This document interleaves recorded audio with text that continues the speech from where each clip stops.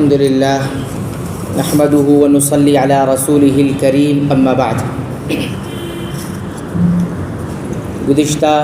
کئی دروس میں ہم نے یہ دیکھا کہ قربانی کی شرعی حیثیت کیا ہے، تو یہ معلوم ہوا کہ قربانی یہ کسی تہذیب کا، ثقافت کا، کلچر کا حصہ نہیں، بلکہ یہ اللہ تعالیٰ کی خصوصی عبادت میں سے ایک عبادت ہے۔ آج ہم دیکھیں گے کہ قربانی کرنے کا حکم کیا ہے، یعنی قربانی کرنا فرض ہے، واجب ہے، سنت ہے، مستحب ہے، اچھا ہے، کیا ہے۔ تو اس سلسلے میں زیادہ تر علماء نے یہ کہا ہے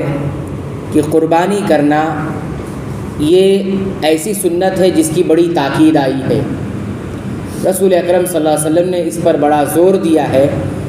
کہ جو قربانی کر سکتا ہے، یعنی استطاعت رکھتا ہے، جانور اس کے پاس ہے یا مال ہے جو خرید کر جانور لا سکتا ہے، تو ایسی صورت میں اس بات پر زور دیا گیا ہے کہ وہ قربانی کرے۔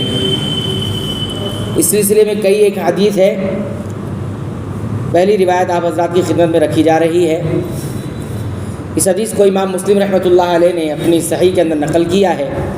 اور حدیث کی راویہ ام سلمہ رضی اللہ تعالی عنہا ہے۔ وہ بیان کرتے ہوئے کہتی ہیں کہ رسول اللہ صلی اللہ علیہ وسلم نے فرمایا، جس شخص کے پاس قربانی کا جانور ہو جسے وہ ذبح کرنا چاہتا ہے، تو جب ذی الحجہ کا چاند نظر آ جائے تو وہ اپنے بال اور ناخن میں سے کچھ بھی نہ کاٹے یہاں تک کہ وہ قربانی کر لے۔ تو اس حدیث کی روشنی میں علماء نے کہا کہ نبی کریم صلی اللہ علیہ وسلم نے یہاں پر یہ کہا ہے کہ جس کے پاس قربانی کا جانور ہو، یہ نہیں کہا کہ نہیں ہو تو جانور لے کر آ جائے اور پھر قربانی کرے، بلکہ اس کا ارادہ اگر یہ ہے، جانور اس کے پاس موجود ہے یا پھر پیسہ اس کے پاس موجود ہے اور جانور لا سکتا ہے اور قربانی کا ارادہ رکھتا ہے، تو پھر وہ کیا کرے، وہ ذی الحجہ کا چاند جیسے ہی نظر آ جائے تب اس کے اوپر ایک شرعی حکم لاگو ہوتا ہے، وہ یہ کہ اپنے بال اور ناخن میں سے کچھ بھی نہ کاٹے، یعنی چھوڑ کر رکھے،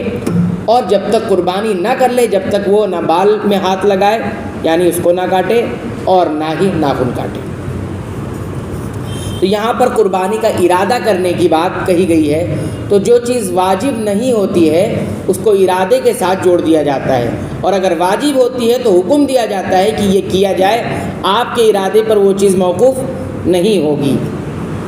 اب یہاں پر بات آتی ہے کہ جیسے ہی ذی الحجہ یعنی پہلی ذی الحجہ ہوگی، چاند نظر آ جائے گا، تو ایسی صورت میں جسم کا کوئی بھی بال ہے اس کو نہیں کاٹا جائے گا،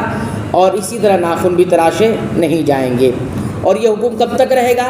جب تک وہ بندہ جس نے ارادہ کیا ہے وہ اپنی قربانی نہ کر لے، اس کی اپنی قربانی جب تک وہ نہ کر لے گا، جب تک وہ اس حکم پر عمل کرے گا۔ اور چاہے اگر پہلے دن کر رہا ہے تو پھر وہ ناخن اور بال کاٹ سکتا ہے،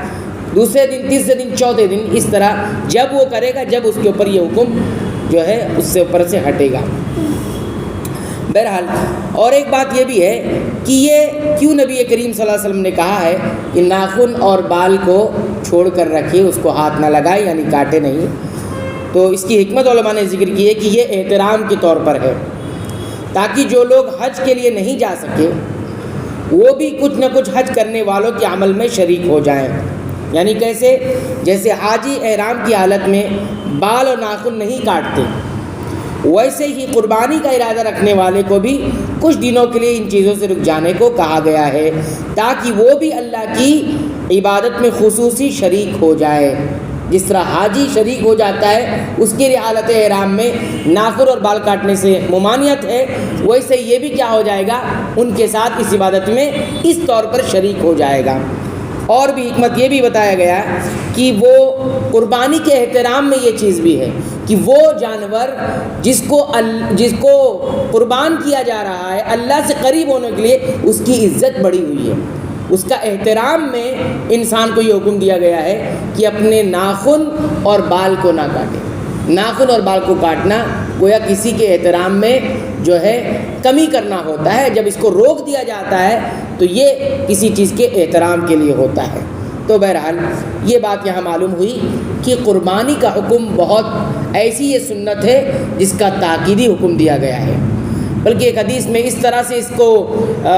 مطلب یہ کہا گیا ہے، زور اس طرح سے بھی دیا گیا کہ جس کے پاس قربانی کرنے کی وسعت ہے، یعنی جانور ہے یا پھر مال اتنا ہے کہ جانور لا سکتا ہے اور قربانی کر سکتا ہے، پھر بھی نہ کرے، تو نبی کریم صلی اللہ علیہ وسلم نے یہ حکم دیا، یعنی یہ تاکید کی یا یہ وعید سنائے کہ وہ ہمارے عیدگاہ کے قریب نہ آئے،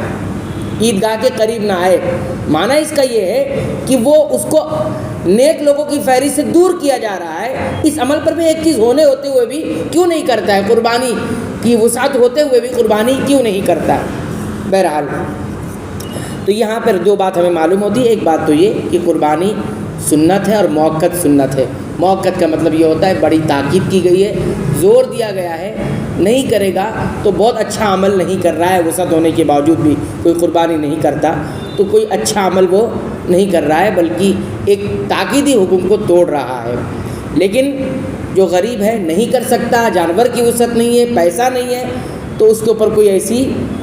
گنہگار نہیں ہو جائے گا کہ اس کو گناہ گار قرار دیا جائے، ایسا نہیں ہے۔ اور اسی طرح قربانی کا عمل یا وہ جانور اتنا محترم ہے کہ اللہ کے نبی صلی اللہ علیہ وسلم اس کے احترام میں جو ہے ناخن اور بال کو تراشنے سے جب تک قربانی نہ ہو جائے روکا ہے۔ بعض علماء نے یہ بھی بتایا ہے کہ اگر وہ لوگ جو قربانی کی وسعت نہیں رکھتے پھر بھی اس حکم پر عمل کرتے ہیں، علماء نے کہا ان کو قربانی کا ثواب بھی مل جائے گا،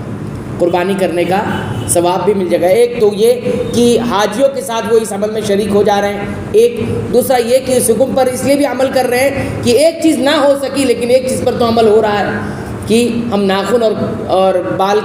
سے ہم اپنے آپ کو روک کر رکھ رہے ہیں، تو اس اعتبار سے وسعت نہ ہونے کے باوجود بھی اللہ تعالیٰ اس کو قربانی کا اجر و ثواب جو ایک اللہ سے قریب ہونے کا ذریعہ ہے وہ اسے مل جائے گا۔ اللہ تعالیٰ سے دعا ہے رب العالمین تو ہمیں سنتوں کے مطابق تمام عبادتوں کو انجام دینے کی توفیق عطا فرما۔ اے اللہ تو ہمیں بخش دے، ہمارے والدین کو بخش دے، تمام مسلمانوں کو، مومنوں کو، اہل توحید کو بخش دے، آمین۔